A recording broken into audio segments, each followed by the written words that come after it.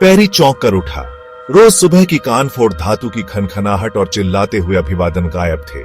वह उठ बैठा। उसकी पुरानी हड्डियां विरोध में चटक रही थीं। सूरज की रोशनी जालीदार खिड़की से बह रही थी। ठंडे कंक्रीट के फर्श पर एक आयत बना रही थी। सेल अजीब तरह से विशाल लगा, खाली। वह मुड़ा तो देखा कि उसके सेलमेट का चारपाई बिल्कुल साफ था। घिसे पिटे ताश के पत्ते, कुत्ते के कान वाली किताब, चिपका हुआ मग सब गायब थे। हवा में केवल तंबाकू की हल्की सी महक रह गई थी। उस आदमी का भूत जो पिछले 5 सालों से, चाहे अनिच्छा से ही सही, उसके जीवन को साझा करता था, वह फिर से अकेला था। 80 साल का, जीवन भर सलाखों के पीछे बिताया, और किस लिए?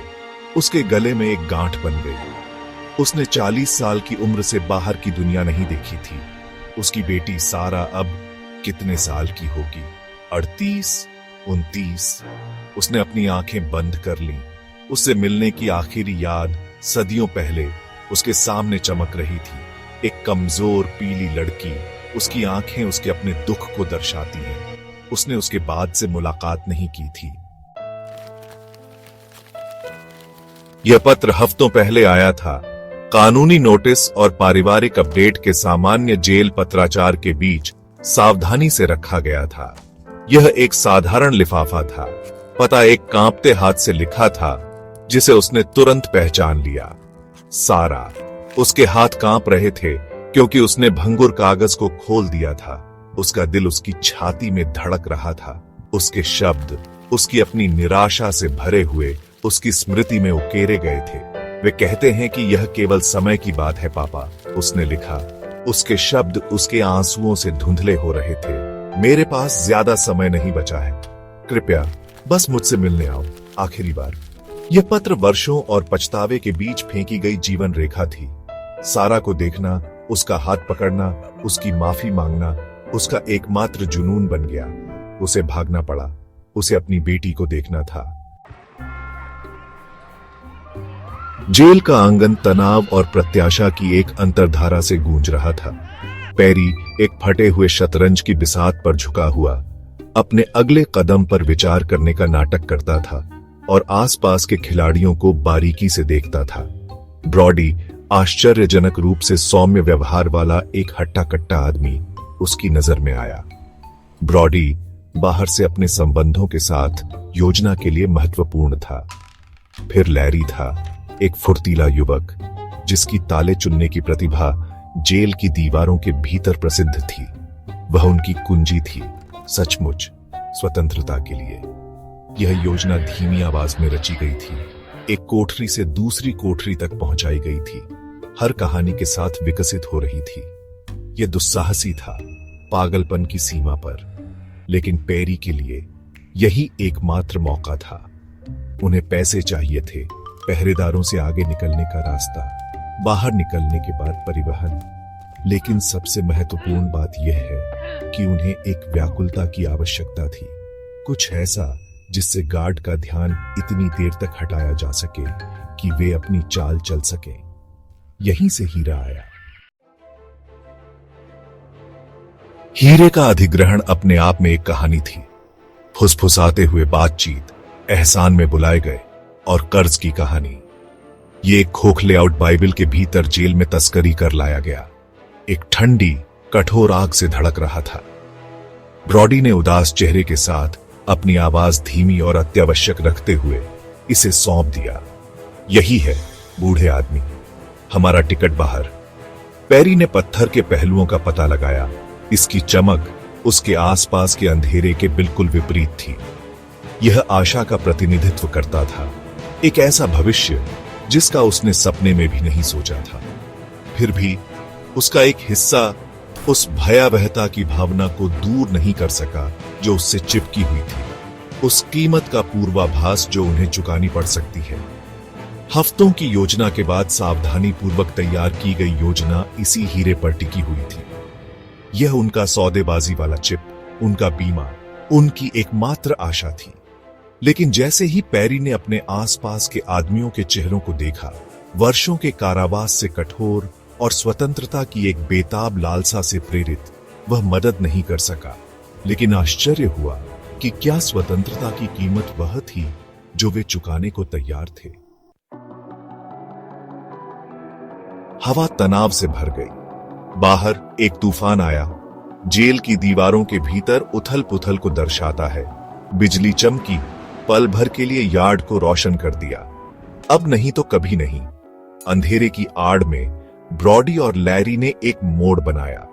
उनकी सावधानी पूर्वक व्यवस्थित लड़ाई ने गार्ड का ध्यान आकर्षित किया। चिल्लाहट और सलाखों के खिलाफ डंडों की खनखनाहट पैरी के कानों के लिए संगीत थी। वह अपनी कोठरी से फिसल गया। उसका दिल उसकी पसलियों से टकरा रहा था। गलियारा भयानक रूप से खामोश था, केवल तूफान की टिमटिमाती रोशनी से जगमगा रहा था। वह अपनी सांसें सुन सकता था, स्टिलनेस में कर्कश और तेज। उनका एस्केप राउट, उनकी सावधानी पूर्वक योजना का प्रमाण उनके सामने था। चम्मच और जो कुछ भी उनके हाथ लग सकता था, उसका उपयोग करके महीनों में खोदी गई सुरंग संकरी और नम थी। धरती और भय से महक रही थी। पैरी अंधेरे में रेंगता रहा, उसका वृद्ध शरीर विरोध में चिल्ला रहा था। उसने सारा के बारे में सोचा। उसका चेहरा अंधेरे में एक प्रकाश स्तंभ था। उसके शब्द उसके कानों में गूंज रहे थे, उसे आगे बढ़ने का आग्रह कर रहे थे। कृपया पापा, बस मुझसे मिलने आओ।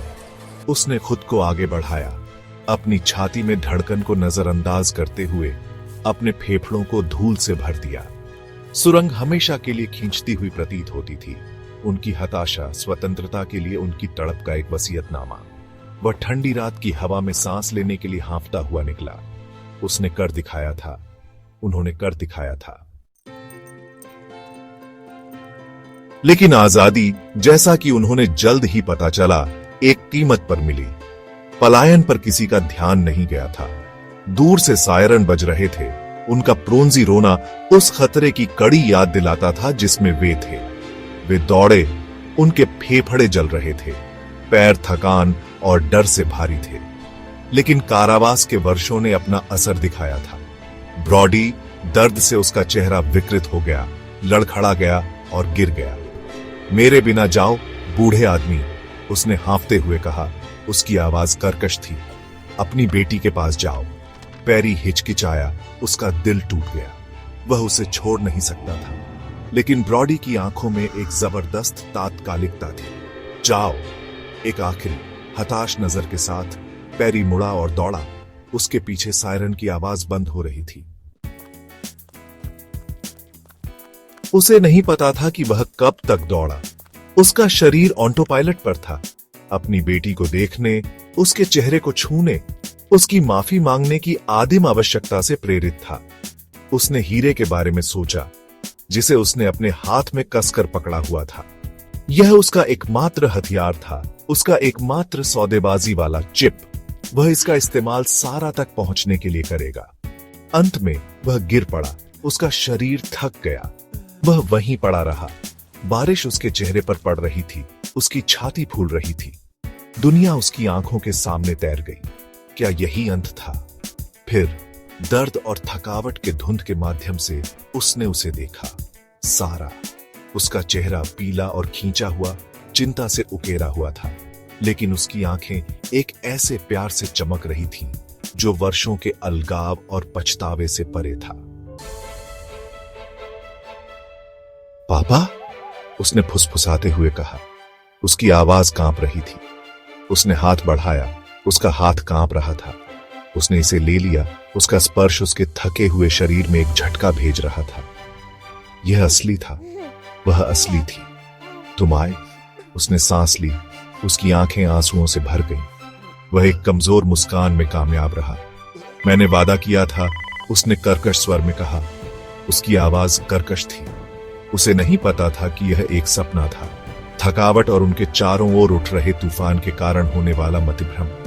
लेकिन जैसे ही उसने अपनी बेटी की आंखों में देखा, वह जानता था कि इससे कोई फर्क नहीं पड़ता।